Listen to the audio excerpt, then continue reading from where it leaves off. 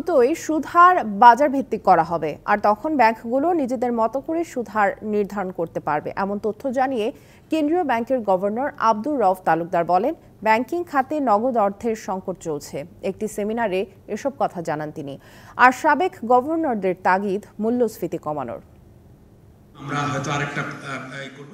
ঢাকায় দুদিনব্যাপী আন্তর্জাতিক সেমিনারের দ্বিতীয় পর্বে একই মঞ্চে উপস্থিত ছিলেন বাংলাদেশ ব্যাংকের বর্তমান ও সাবেক মিলিয়ে 4 গভর্নর।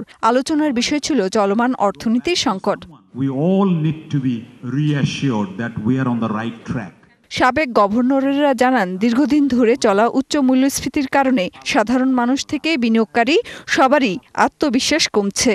ইনফ্লেশনটা দরকার কন্ট্রোল করা, সেজন্য একবার জোর করে ডিমান্ড ম্যানেজমেন্ট পলিসি দিয়ে মুদ্রা সরবরাহ কমিয়ে দিয়ে একেবারে করবো। সাপ্লাই সেটা দেখা দরকার, যদিও সেন্ট্রাল ব্যাংকের সেটা না, এটা আমি স্বীকার করি।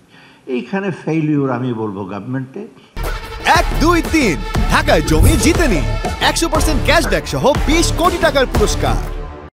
Inflation is also not good for business, not good for investor confidence, not good for macroeconomic stability. সরকারি ট্রেজারি বন্ডে ব্যাংকগুলোর বিনিয়োগের কারণে বেসরকারি খাতে ঋণ প্রবাহ স্থির হয়ে গেছে কিনা বিষয়টি তুলে ধরেন সাবেক অর্থ সচিব। এই 20,000 কোটি টাকার বন্ড 5 দিয়ে গুণ করলে 1 লাখ কোটি টাকা, যা ইতিমধ্যে তৈরি হয়েছে বাজারে, যদিও মুদ্রানীতি সংকোচনশীল। I don't think যে এই বন্ড ইস্যু করার সাথে সাথে মানি ক্রিয়েশন হয়ে গেছে 5 টাইমস।